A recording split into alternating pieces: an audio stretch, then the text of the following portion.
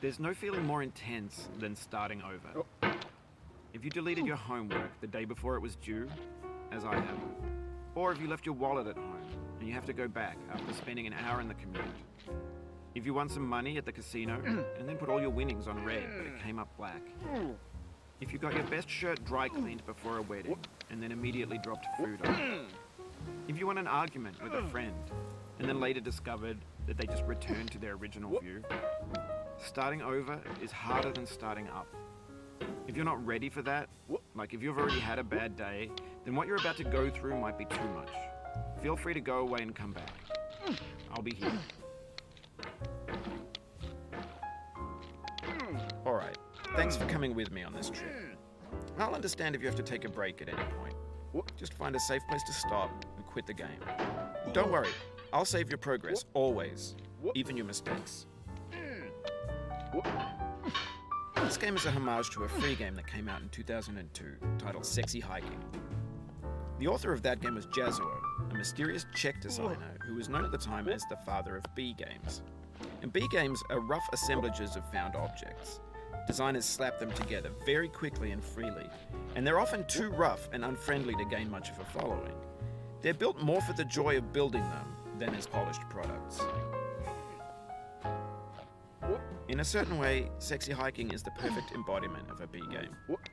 It's built almost entirely out of found and recycled parts, and it's one of the most unusual and unfriendly games of its time.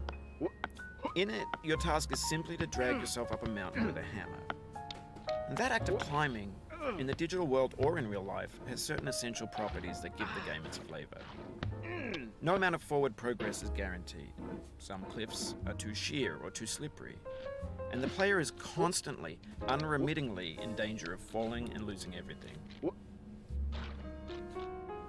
Anyway, when you start Sexy Hiking, you're standing next to this dead tree that blocks the way to the entire rest of the game.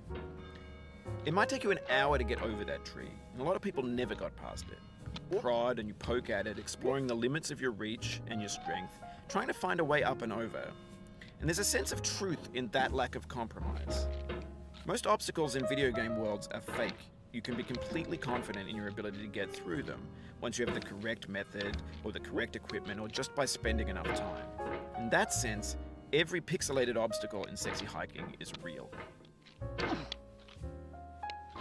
The obstacles in Sexy Hiking are unyielding, and that makes the game uniquely frustrating.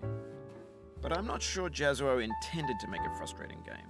The frustration is just essential to the act of climbing, and it's authentic to the process of building a game about climbing. A funny thing happened to me as I was building this mountain. I'd have an idea for a new obstacle, and I'd build it, test it, and it would usually turn out to be unreasonably hard. But I couldn't bring myself to make it easier. It already felt like my inability to get past the new obstacle was my fault as a player rather than as a builder. Imaginary mountains build themselves from our efforts to climb them, and it's our repeated attempts to reach the summit that turns those mountains into something real. When you're building a video game world, you're building with ideas, and that can be like working with quickset cement. You mold your ideas into a certain shape that can be played with, and in the process of playing with them, they begin to harden and set until they're immutable, like rock. And at that point, you can't change the world. Not without breaking it into pieces and starting fresh with new ideas.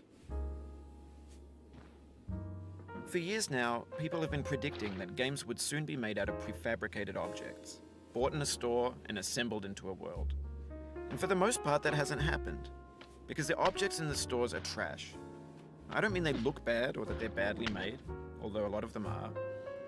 I mean they're trash in the way that food becomes trash as soon as you put it in the sink. Things are made to be consumed and used in a certain context, and once the moment is gone, they transform into garbage. In the context of technology, those moments pass by in seconds. Over time, we've poured more and more refuse into this vast digital landfill that we call the internet.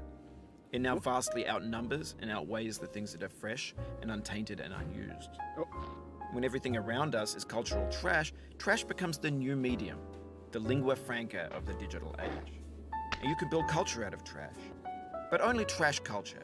B games, B movies, B music, B philosophy. Maybe this is what digital culture is. A monstrous mountain of trash, the ash heap of creativity's fountain. A landfill with everything we ever thought of in it. Grand, infinite, and unsorted.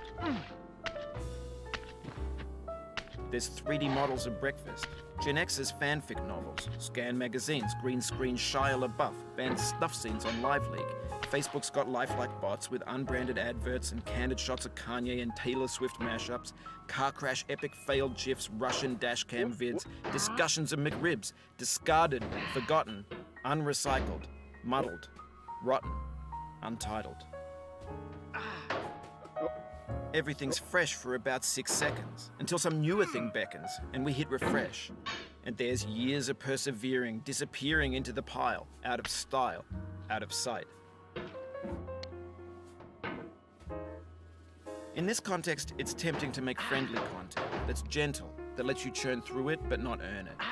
Why make something demanding if it just gets piled up in the landfill, filed in with the bland things? When games were new, they wanted a lot from you. Daunting you, taunting you, resetting and delaying you. Players played stoically. Now everyone's turned off by that. They want to burn through it quickly, a quick fix for the fickle, some tricks for the clicks of the feckless. But that's not you, you're an acrobat. You could swallow a baseball bat. Now I know, most likely you're watching this on YouTube or Twitch, while some dude with 10 million views does it for you. Like a baby bird being fed chewed up food. That's culture too. But on the off chance that you're playing this, what I'm saying is, trash is disposable, but maybe it doesn't have to be approachable. What's the feeling like? Are you stressed? I guess you don't hate it if you got this far. Feeling frustrated? It's underrated.